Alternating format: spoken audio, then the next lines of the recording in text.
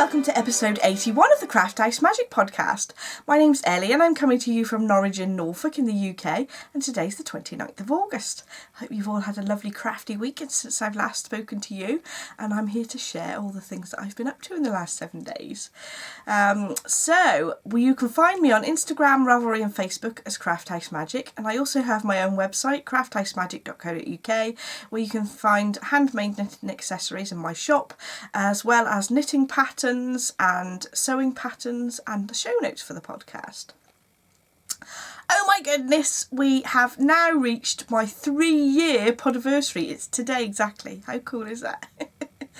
And I'm so grateful to you guys for subscribing and watching the podcast. It's a real pleasure to chat to you. And I have also noticed that we've hit 8,000 subscribers as well, so I'm so pleased about that. So in order to celebrate those two things, I'm going to be giving away a drawstring bag, a notions pouch, and a skein of yarn and a mini. So in order to win that, if you make sure you like the video and subscribe to the channel and make a comment down below, and I want you to tell me what your favourite craft is. I will pick a comment using a random comment generator on the next podcast and draw the winner for that. So today I have some knitting, sewing, which is dressmaking this time, some confessions, some information on my shop update, and that's it. So we've got, well, relatively short episode looking at the list of things, but knowing me, I'll be rambling on. So, knitting. I have 3 finished objects. They're all socks though. So, finished object number 1. These are the socks that I knitted from my Bergère de France in the Imprint Juin colourway. And I knitted a sock tube, and then I've added the cuff, toe and heel using my Living on a Prayer colourway as an afterthought sort of thing. So I knitted the tube of all the yarn that I had, and then I added the cuffs, toes and heels afterwards, and you can find a tutorial for that on my channel. I will leave a link in the show notes, and you can also find my list of tutorials on the channel. You can find my knitting tutorials and it'll be in that list as well. You can see that it's sort of matching. They're actually not quite, but that's as close as I could get it. When I was cutting the tube up, I tried to think of how best I could cut it up to make them match as closely as possible. If you look at the toe there, the pattern is actually going the opposite way, but I had to do that in order to get the sort of top to match as closely as I could, if that made sense. But there we go. So that's one pair of socks finished. Number two pair of socks is my other Bergère de France. So this is in the Imprint Beige colourway, and again I knitted a sock tube, and then I've done the cuffs, toes and heels using the same technique as I used in my tutorial, where I'm splitting a sock tube into 2 pairs of socks, but I only did a 50-gram ball, and that was just enough for 1 pair. So I did the same technique but just for 2 socks instead of 4 socks. You can see that these ones don't really match very well, but I got the top bit to match, and the stripes are kind of in the same place, but because there was a break in the yarn, it was really impossible for me to get everything to match, to have a full pair of socks really. So the yarn I used for the toes, cuffs and heels was my undyed colourway, and I have that for sale in my shop. This is the merino nylon base, 75% merino, 25% nylon, and I have another finished pair. So there we go. Number 3. I have a 3rd pair of socks, and this is a lovely colourway that the lovely Ducky Darlings dyed up, and it's called Wizardry. So that's Ducky Darlings label, and I got this in a swap actually that we did at the Midlands Monthly Meetup absolutely ages ago, and it's the Wizardry colourway, and it's 75% merino, 25% nylon.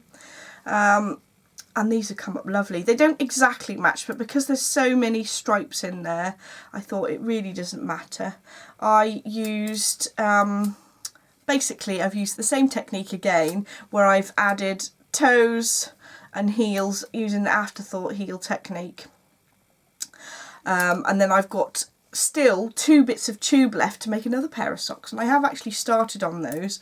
I've added some cuffs on the 3rd sock in grey, so these 2 have got the same yarn as the rest of the main sock, but those ones will have grey cuffs, grey toes and grey heels as well. So that's another pair. So I have 3 pairs of socks, and I'm so proud I'm going to have to hold them up at the same time. That's if I can hold them all in my hands. Ta-da! So there we go, 3 pairs of socks. So on the needles at the moment, like I say, I do have a 3rd one in this yarn, but I'm not going to show you that again because it'll look very similar to that one. But I haven't finished it. I'll show you when I finish them next week, hopefully. And I have started a new cast on. So I'd had this yarn, I dyed up specifically for this project for ages. So this is my Living on a Prayer colourway, a grey, but I've done it on an Aran weight yarn that's 85% merino with 15% Donegal nepping. So there's little bits of floofy neps in there of different sort of natural tones. And I'm going to cast on the antler cardigan. Now I folded the pattern in the place where you could see a picture. This is black and white, so it isn't the best, but you can see that there's some beautiful cables around the yoke of the sweater. And I should say cardigan. It's not a jumper or sweater. And I did a gauge swatch, which I don't know what I've done with. I did do one. I've thrown it somewhere. Ah, it's over here. So I did a little gauge swatch, and it looked like that, with a little nip sticking out. I think the gauge came up as 18 stitches per 4 inches in the pattern, so I did a 22 stitch wide swatch, and then I've just done a few inches lengthways. I don't think the gauge matters in the length so much, because I can just keep knitting till it's a measured amount, if that makes sense. But it's the width that really counts. So I was spot on with my gauge. So I have cast on the cardigan. Oh dear, there's threads everywhere. So this is actually knitted backwards and forwards. I haven't actually got to the end of a row, so I'm knitting backwards and forwards on this, and it's from the bottom up, this cardigan. So hopefully I can get quite a bit of work on that done on that this afternoon, so I'll be able to show you a decent amount of knitting on the next episode. But I do feel as if I've got rid of quite a few of my sock tubes now, and I only have one in the little basket behind me, so not too bad, and one in my knitting bag, so not too many socks on the go at the moment. It was starting to stress me out, I think, having so many tubes that I hadn't cut into and not finished off. So I also dug out an old work in progress. So actually this is in one of my, I think this is the first bag that I ever made, and it's got one of my old labels on, which I don't do anymore. I just thought I'd show you that. and it's got this gorgeous little pom-pom that was handmade by my lovely friend Sally, and it's beautifully sort of plaited at the top. Anyway, Sally doesn't actually have a shop online, so I can't give you the link to it. But I'd started these mittens, and that's how I'd got on so far. What's the pattern called, Ellie? The Way Through the Woods mittens by Erica Mount. And I'll just show you the top of the pattern so you can see how it's written out. There we go. So I started these mittens ages ago, and I'd been knitting them on 2.5mm, these flexi flip ones where you have, let me find the other needle, here we go. So they're these ones, and I quite like the way that these 3 needles work, but they're 2.5mm, and my tension is quite tight in colour work, and I'm finding actually I'm putting my hand in this and I'm thinking it's going to be a little bit on the tight side, and because it's quite tight and colour work, it wasn't very fun to knit after a while because it was just very, very dense colourwork knitting. So I think I'm going to rip those back and start again, and I think I will enjoy knitting them a lot better when they're not so sort of tight and feel like I'm struggling to knit on them. That was my impression of me knitting on them, oh dear. Because I really, really love the pattern, and these colours are working really nicely together. and I think that it'll look a lot neater if I used like 3mm needles, like a sensible person, and actually make them so they're comfortable fit. So the yarn I'm using is Blacker, and it's the Breeds Jacob in the 4-ply yarn, and there was 2 colours I was using, and it was pale green clay and dark blue clay. So I'm going to rip that out and start again. I don't know what it is, but sometimes I have to put a project away for a while before I can actually rip it out, because I can't face to undo all that work that I've been doing. Oh dear. So that is all my knitting for this week, but I'm hoping to get a lot more things cast on. And I've got some sewing to show you. So after a little bit of a hiatus, Barbara is back. So Barbara, will you come through and show us your new outfit? Thank you very much, Barbara, and welcome back. So Barbara is wearing my new top that I made over the weekend. It is made of double gauze and it's supposed to be creased, but because I've had it folded, there's a fold right in the middle there, so you'll have to ignore that. So this fabric I picked up from the Festival of Quilts a few weeks ago, and it was from a stall that I don't remember what the name is, I'm afraid. I'm going to see if I can find it in my pile of receipts that I've got in my drawer, and put it in the show notes, but I don't know if I'll be able to tell you exactly where it's from. But I picked up a 1 metre thinking I'll be able to get a little vest top like this out of it. So this pattern is the Kashmir Springfield top, and I've made this quite a few times. I didn't actually check the width of the fabric, so I didn't realise that it was going to be really tight to be making a top out of it. So I picked, I think view A of the Springfield top has got 1 panel for the front, and then at the back it is split into 2 panels. So this yoke bit up here and then 1 bit across the back, but I was so tight on fabric that I had to pick view B, where there was 3 panels for across the back. And I just managed to squeeze enough fabric for the top out of here, but I wouldn't have been able to get the binding out of it as well, so I chose a contrast binding, and I found some light pink 100% cotton, like quilting cotton, out of my stash to do the neckline under the arms, and I actually bound the bottom edge in the same fabric as well. And I cut, I had a fat quarter, and I cut diagonally across the piece, and I cut, I think it was a 2.5-inch strip, or multiple pieces, and joined them together so that they were sewn together diagonally, so that the seam was diagonal. I opened up those seams, ironed it into so that you've got fold one edge and the 2 edges meeting on the other side, and then I put the 2 raw edges onto the edge of the fabric, stitched a 1/4 inch from the edge, and then folded it inwards, and then I've top stitched that in place. I basically combined a technique of how I bind a quilt with how you're supposed to bind garments. So when I found that I'd got 2 ends, I used the same technique as I use for my quilting, and I will leave a link in the show notes to that tutorial that I've already uploaded. So I made sure that because this fabric is very free, I used French seams throughout, all on the inside, so that they're nice and enclosed. And at the back, because you've got a yoke, I used the burrito technique for this bit, because I was able to actually cut out 2 of those panels, because they were quite small panels. I was able to sort of get another scrap of fabric from my little bits that I got left over from cutting it out, and I managed to get 2 out of this so that I could then burrito it. So I will leave a link in the show notes to a tutorial from YouTube that you can watch for how to do the burrito technique.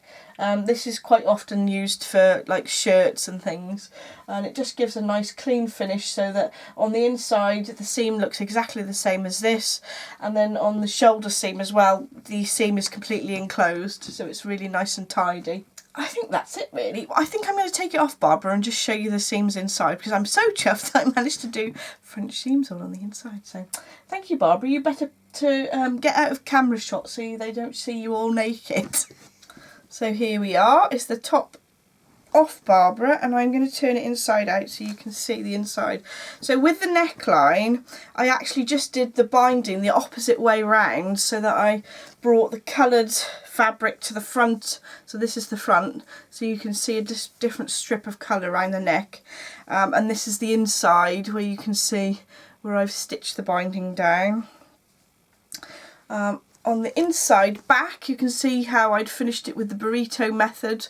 I've got completely enclosed seams here and here around the shoulders, and then at the bottom of the yoke you can see that that's completely enclosed as well, with the French seams on the two back panels there.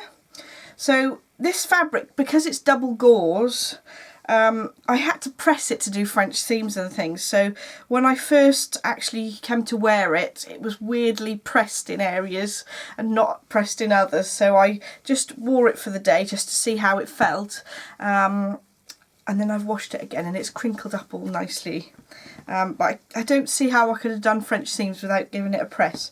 So there we go, a nice little comfy lightweight summer top. I was thinking about adding some little cap sleeves, because I prefer to sort of cover my tops of my arms up really. I feel more comfortable that way. But I haven't yet sorted that out. And plus, I was so short on fabric, I wouldn't have had even enough fabric to do cap sleeves, I don't think. But there we go. So that was my sewing for this week. And I have some confessions next. So I picked this book up from a charity shop over in Fakenham, and I saw this and I thought, oh, I need this. I have actually got a couple of Tilda books that I've already got on my bookshelf, but there was a couple of things in this particular one that were different from those, and it was only £3, so it was bargain. So it's called Fairytale Wonderland, and it's one of the Tilda books. And I was just going to show you a couple of things out of there which I thought that I might be making in the future. So I saw this little ballerina and I thought, oh, that would be brilliant to go on the Christmas tree. So if you guys have been watching for a couple of years, you might have noticed that I think it was a couple of years ago anyway, that I'd made a Tilda doll, but it was huge, to go on the top of my Christmas tree. I don't know why I didn't think it was going to look really ridiculous on top of the Christmas tree. But I made this Tilda doll to be like a fairy, and it was absolutely huge, so it was a bit of like a comedy moment when I tried to pop it on the top. So that Tilda doll goes down at the bottom of the Christmas tree now. She's like a princess of the bottom of the tree, and I'm going to try and make this one because she is actually smaller. I did check in the patterns at the back to make sure that the actual pattern pieces are quite small. I think I'd seen a picture as well where there was a hand in the picture for scale or something. Yeah, I can't find the picture now, but anyway, you get the idea. I've actually taken the time to put another bookmark in this one to make sure I show you this piece. So I thought he was gorgeous. I think he's called Bambi in this book, but I think he'd be perfect to have as a Christmas decoration. Yes, he's called Bambi, and I think that I think it's really nice to have handmade Christmas decorations rather than just bought ones. But anyway, so very, very useful for making lots of Christmassy things. So it's called Fairytale Wonderland. So it is quite, well, it's sort of wintry theme. There are some sort of soldiers in here as well, which I thought I might make at some point. He just look a bit silly with his little moustache. So anyway, lots of lovely things that I need to make. Need more time. So that's my confession. So it's not too bad, just one thing. And I just have the shop update information now. So if you're not interested in that, thank you so much for watching, and I shall see you again next time. But if you are, here we go. So I have some new and exciting things in the shop.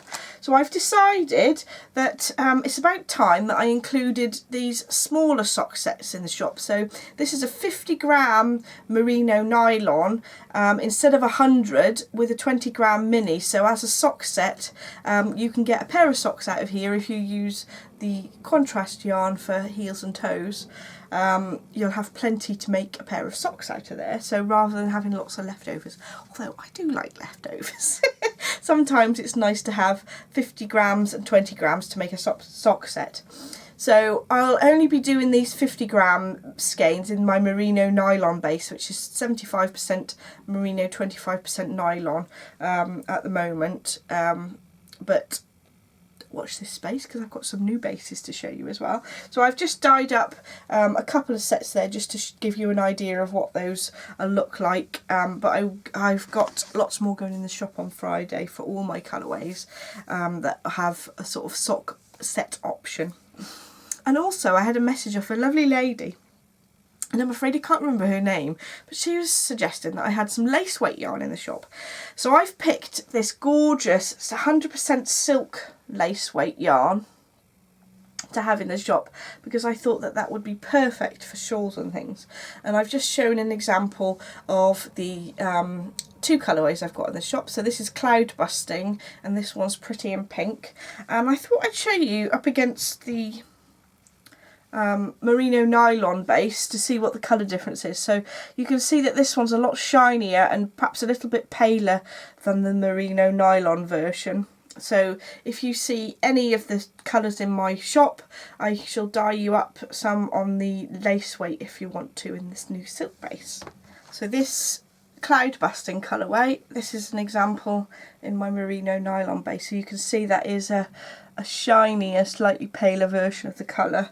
So if you were to pick any of the colourways, you could pick the silk base if you wanted to, and I'll dye you that up especially, and it will take a few days for me to ship. But the silk base is actually made of 100% mulberry silk. It's grade A mulberry silk, and there's 800 metres to 100 grams, so you could get a lovely shawl out of just one skein there. So that's my new base I'm introducing. So I've not got everything dyed up in it at the moment, but I will dye to order whatever colourway you'd like. So that's that. I have two new Christmas colourways to show you as well. So this first one is called Let It Snow. And you can see that there is little white nips that are supposed to be the snowflakes, and it's landing on a vintage sort of Christmas tree colour of the yarn underneath. And this yarn is 85% merino and 15% nep, and the neps are made of cotton and acrylic there so that they don't pick up the dye of the rest of the yarn, so that they look like little snowflakes.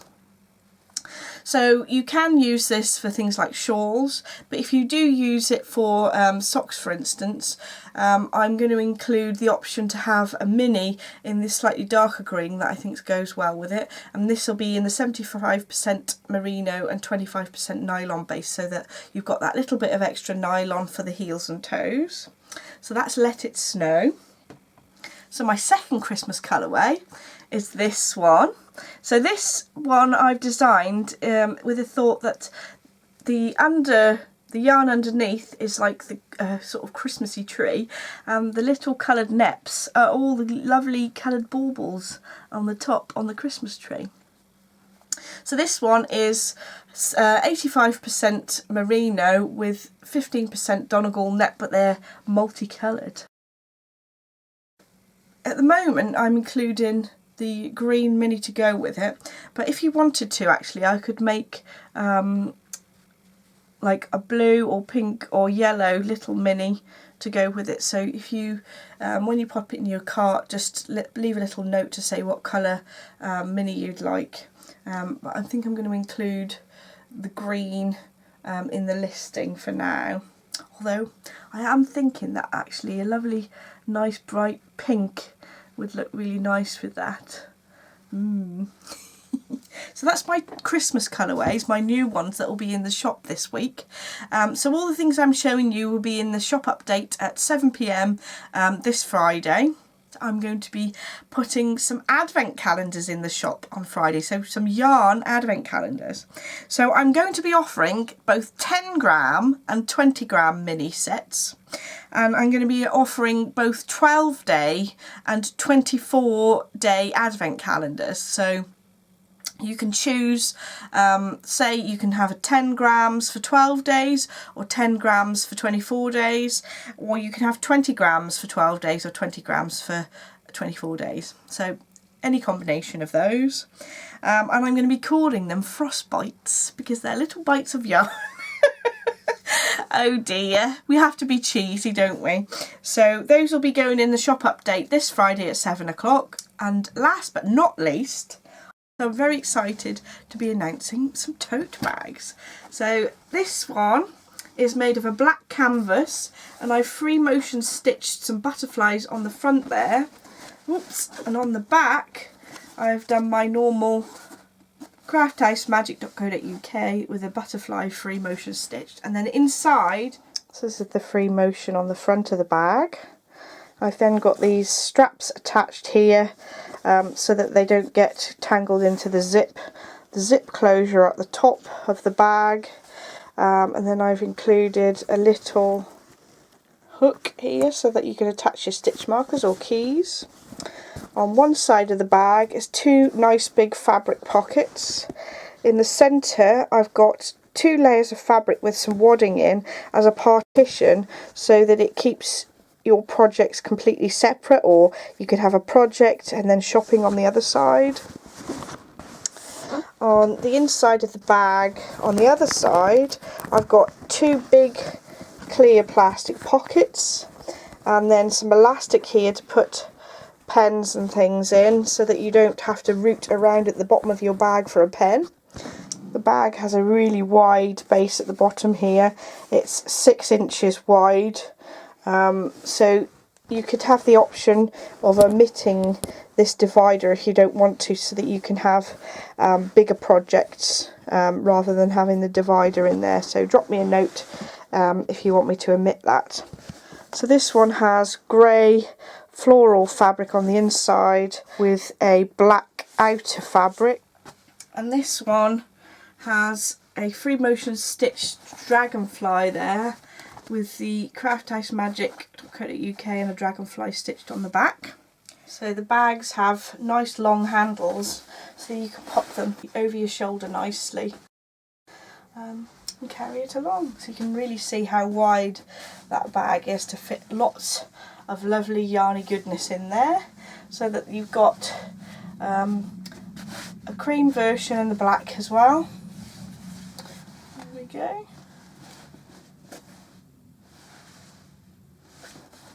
So thank you so much for watching. Don't forget to like and subscribe if you'd like to see more, and I shall see you in the next episode.